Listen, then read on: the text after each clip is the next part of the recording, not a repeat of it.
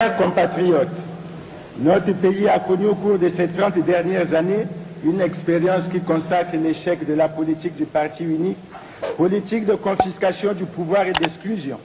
Celle-ci s'est caractérisée par l'étouffement de la démocratie avec une société privée du droit à la parole, la dictature politique avec son cortège de mots, terreur, soumission, servilité, obséquiosité, la concentration du pouvoir entre les mains d'un seul homme exempt de critique, le culte de la personnalité, l'unanimité et la pensée monolithique, l'incapacité de se remettre fondamentalement en cause, le désastre économique, la destruction des valeurs morales et éthiques de la société. Le bilan est cruel. Exacerbation du tribalisme, violence, insécurité, injustice criarde, assassinat politique, enlèvement d'enfants, terrorisme, corruption, concussion, népotisme. L'école se trouve dans un état de délabrement inquiétant. Le Parti congolais du travail a d'ailleurs fait de la justice et sa propriété privée, la Cour suprême s'étant distinguée par le nombre effarant d'actes fondamentaux rédigés pour abroger des constitutions. L'état sanitaire est alarmant.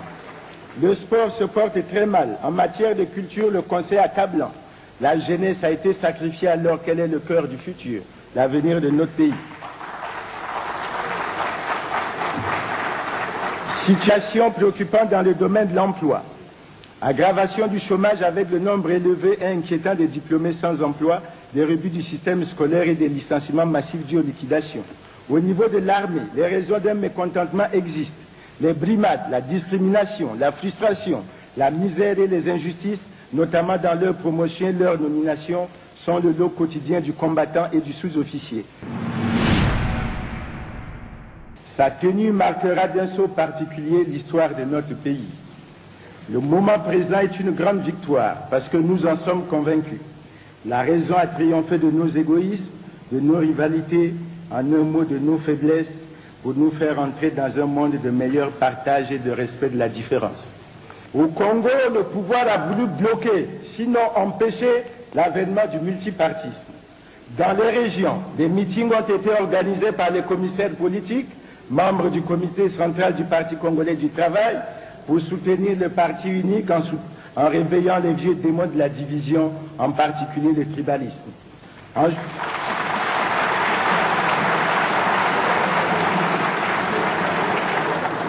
En juin 1990, le Parti congolais du travail parlera de multipartisme à terme.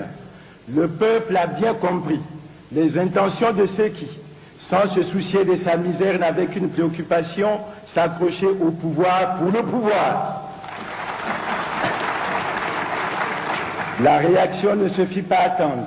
À ce propos, nous tenons à rendre un vibrant hommage aux initiateurs et aux signataires de la lettre ouverte du 7 juillet 1990, dont un certain Clément Mierassa, et des lettres ouvertes du Kwilu, du Nyari, de la Bwanza, du Poul, de Djambala, de la Sanga, de Mosaka, de la Cuvette Ouest, aux confessions religieuses membres du Conseil œcuménique, aux francs-maçons du Congo, toutes obédiences confondues, aux journalistes qui ont tenu dans des conditions extrêmement difficiles à faire jouer au quatrième pouvoir son véritable rôle. Nous n'oublierons pas, bien sûr, la puissante, dynamique, historique et combative Confédération syndicale congolaise et avec elle l'ensemble des travailleurs congolais dont le rôle a été déterminant. La vaillante armée populaire nationale qui a choisi d'être aux côtés du peuple, c'est-à-dire pour la démocratie. Notre jeunesse qui en a compris les enjeux. Les partis membres du front de l'opposition, parmi lesquels le Parti social-démocrate congolais et les autres forces démocratiques. C'est pour apporter sa modeste contribution à cette lutte que le Parti social-démocrate congolais a été créé dans la clandestinité, crime de lèse-majesté, à l'époque, qui a abouti après la signature de la lettre ouverte à la découverte d'un vaste complot, au moment où les esprits n'étaient plus prêts à accepter ce genre de manipulation.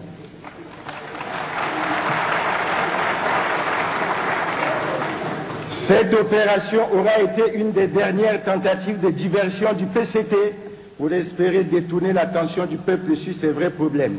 Mais hélas, cela a eu un effet d'accélération et a permis au peuple congolais de comprendre une fois de plus que les prétendus complots n'étaient dans beaucoup de cas que de la pure et simple machination pour mettre à l'écart ou éliminer physiquement ceux qui ne pensaient pas comme le pouvoir.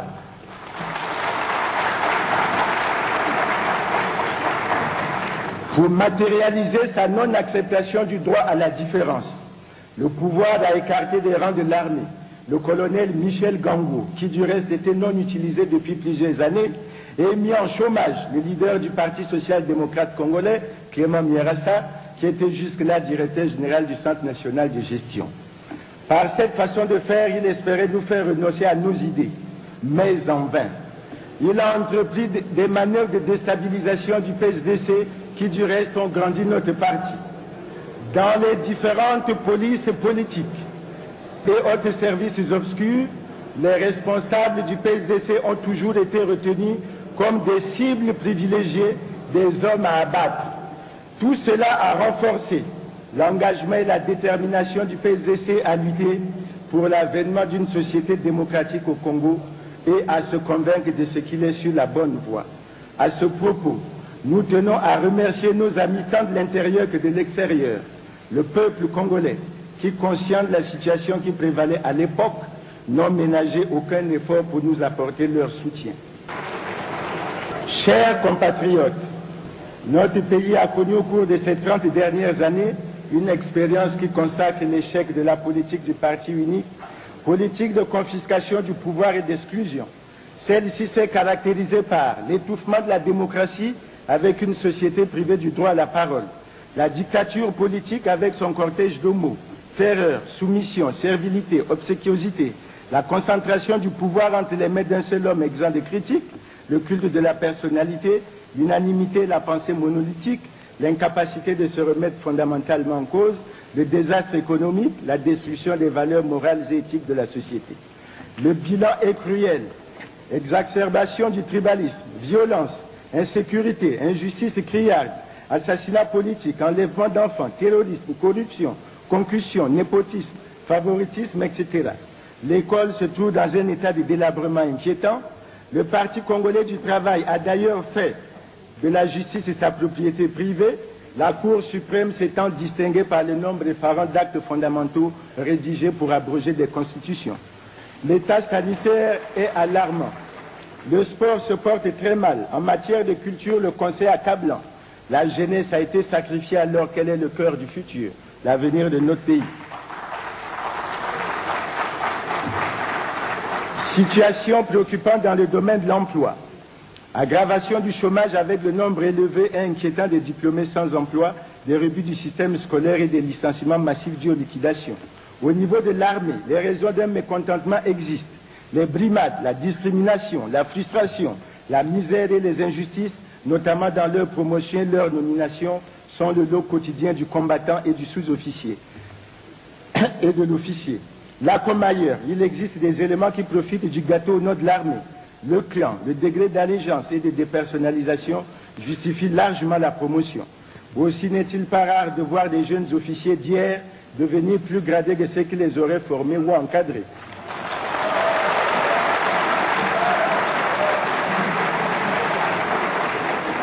L'économie s'est effondrée. Elle se caractérise principalement par des taux de croissance très faibles, un endettement excessif, la détérioration des équilibres macroéconomiques, le marasme du secteur d'État, le déclin du secteur productif, la baisse du pouvoir d'achat, la détérioration des conditions de vie, surtout du paysan qui s'appauvrit davantage. En effet, le Congo capitalise selon les organismes internationaux une dette de 5 milliards de dollars, soit l'équivalent de 1500 milliards de francs CFA, l'un des niveaux d'endettement par habitant le plus élevé du monde. Quelle catastrophe! Aujourd'hui, nous ne pouvons nous en sortir si le problème de la dette n'est pas réglé. Le service de la dette, c'est-à-dire ce que nous avons à payer par an, a évolué de la manière suivante en francs CFA.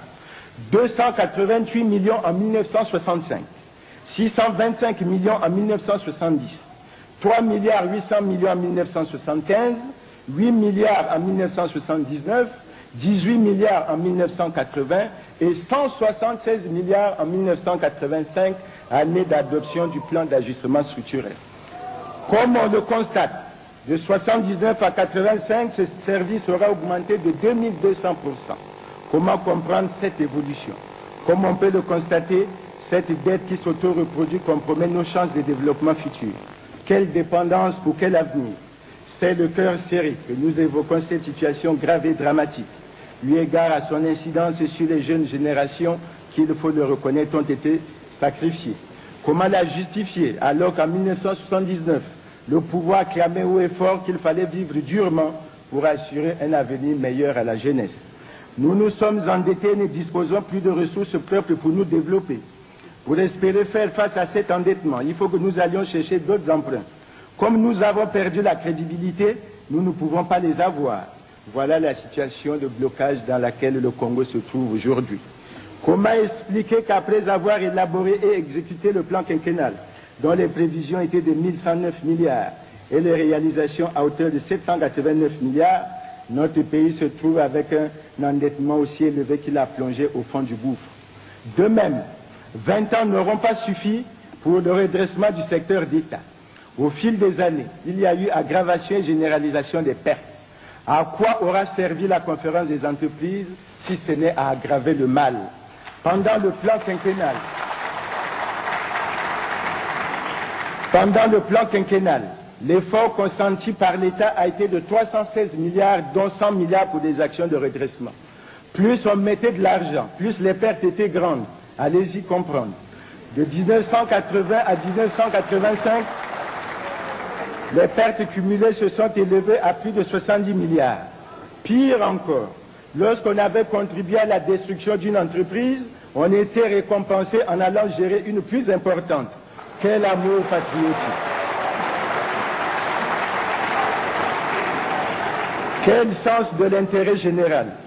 La logique du secteur d'État est d'enrichir en toute quiétude et en toute impunité les dignitaires du pouvoir, lesquels se retrouveraient par la suite acquéreurs et acheteurs de ces mêmes unités que l'on pourrait brader. Qui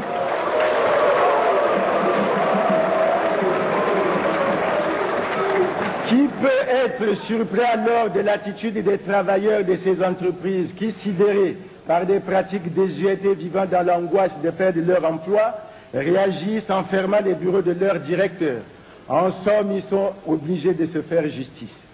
Depuis les calendes grecs, des solutions appropriées ne sont pas trouvées au problème des scandales économiques. Et pourtant, ceux-ci ont connu une évolution inquiétante lors de la réalisation du plan quinquennal avec la surfacturation, le surdimensionnement des projets, les surcoûts, les projets hors enveloppe, les dépassements, les dérapages, l'indiscipline dans la mobilisation des emprunts. Tout ce processus fait aboutir au problème lourd et important des biens mal acquis. Le peuple en est là. Le parti unique en parlait chaque fois à l'occasion de ses congrès. Il espérait en obtenir l'oubli. C'était sans compter avec la vigilance des Congolais qui ne comprennent pas pourquoi on n'avance pas sur ce terrain.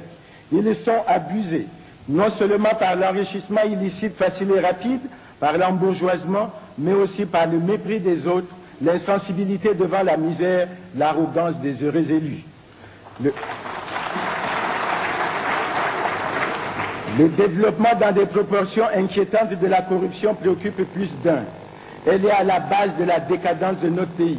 Nous dénonçons ici les pratiques du pouvoir et de ses acolytes, qui consistent à se lancer dans la distribution effrénée des vins, sel, vélo, poste radio, enveloppés au pot de vin, dans l'espoir de détourner en sa faveur les bonnes grâces des électeurs potentiels.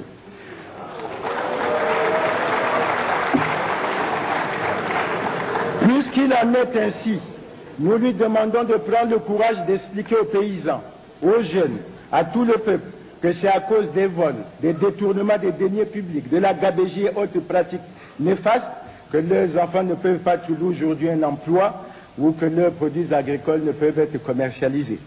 Ainsi, ce qui aurait dû être fruit de son travail ou de ses efforts devient dette morale envers une gentillesse injustifiée. Nous condamnons avec la dernière énergie la corruption, parce qu'elle sape le moral, avilit l'individu, développe les injustices et désorganise l'économie. Que le pouvoir et ses acolytes n'espèrent pas sur ce genre de pratiques pour gagner les futures élections. Le peuple se doit d'être vigilant. Quant au problème de l'homme, on a assisté dans le pays à l'émergence de la médiocrité. À tous les niveaux, un choix a été fait pour la gestion familiale, villageoise et clanique. Il s'agit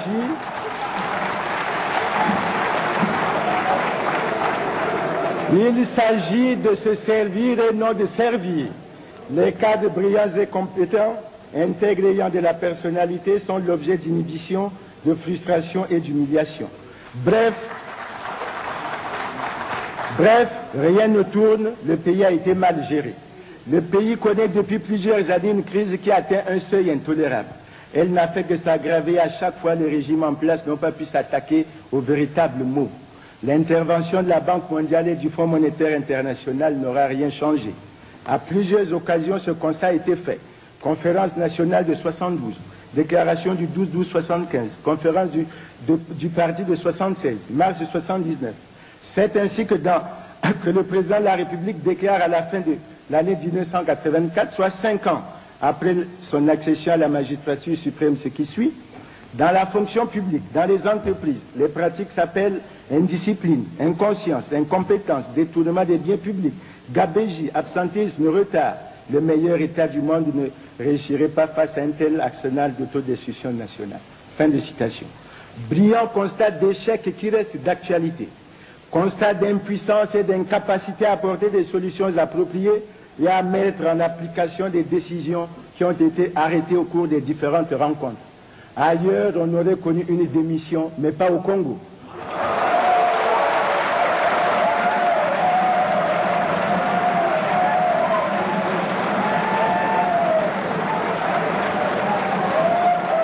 Au Parti social-démocrate congolais, nous disons avec toute la modestie pour l'intérêt du peuple congolais qu'en réalité, il est difficile à un pouvoir qui a plongé notre pays dans ce chaos d'être capable de l'en sortir. Chers conférenciers, il y en a qui pensent qu'ils sont capables de tromper le peuple congolais tout le temps. Trop, c'est trop. Nous pensons que les responsables de cette situation doivent répondre devant la justice du peuple, sans haine, sans esprit de vengeance, mais avec un souci de justice sociale et d'équité. Nous tenons à préciser ici que nous ne sommes pas venus à la conférence nationale pour donner davantage d'énergie à ceux qui volent ou à ceux qui pillent les ressources de notre pays pour continuer à le faire à nos yeux. Le changement démocratique est nécessaire, mais il ne suffira pas pour le redressement si l'on ne s'attaque pas aux véritables maux qui minent notre société. Il nous sied pour cela de nous intéresser au débat sur la légalité et la légitimité du pouvoir. Les derniers développements dans notre pays illustrent clairement la perte de la légitimité du pouvoir qui veut s'enfermer dans une légalité qui du reste est contestable et contestée. L'écart entre la société civile et le pouvoir atteint des proportions plus que préoccupantes. En effet, le pouvoir a voulu maintenir le parti unique alors que le peuple exigeait le multipartisme intégral. Le pouvoir a ensuite tergiversé en parlant de conférence des partis, alors que le peuple lui réclamait la tenue immédiate de la conférence nationale. Le gouvernement de la République a perdu sa crédibilité. Les commentaires de nos journalistes faisaient ressortir que celui-ci n'avait pas démérité, mais qu'il était essoufflé. Le peuple voulait d'une conférence souveraine. Le pouvoir y a immédiatement trouvé motif d'insurrection. Pour nous, cette idée n'existait que dans l'esprit de ceux qui ont toujours vécu en voyant l'accession au pouvoir sous l'angle de l'insurrection.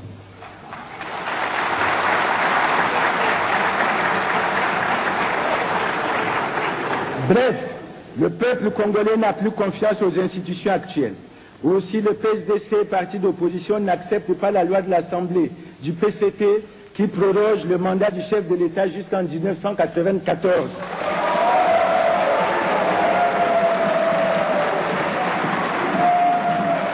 Nous estimons en effet qu'il y a ambiguïté dans la position actuelle de Monsieur le Président de la République, qui est partie intégrante de l'armée et président du Parti congolais du travail. En effet, avec la perte du rôle dirigeant du PCT, les militaires ont été appelés à regagner la caserne. De ce fait, un choix s'impose à notre avis. De plus, nous déplorons qu'à l'heure actuelle, le président de la République soit en même temps président du Parti congolais du travail.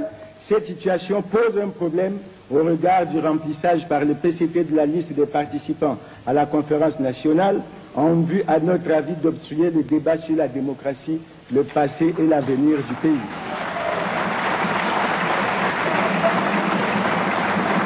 Il amène déjà à s'interroger sur les implications de telles pratiques dans le déroulement des futures élections. Il est évident que ces aspects ne pouvaient pas préoccuper l'Assemblée du PCT, qui ne doit plus avoir droit de citer, elle doit être dissoute. En tout état de cause, nous pouvons reprendre ici le dicton qui dit qu'il faut savoir quitter les choses avant qu'elles ne vous quittent.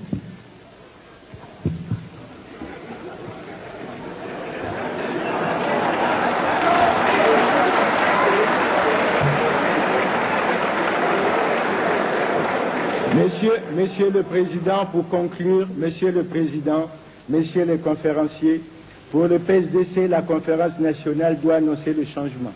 Elle doit réconcilier le Congo avec lui-même. Elle doit être la conférence de l'avenir. Elle doit rassurer le peuple congolais en général et la jeunesse en particulier. Elle doit redonner confiance à ce beau pays, le Congo. Elle constitue l'espoir. C'est pour cela que chacun de nous doit compter peu et privilégier l'intérêt général. Œuvrons pour qu'il soit possible au peuple congolais de bénéficier du lait et du miel, fruit de son travail et de ses sacrifices.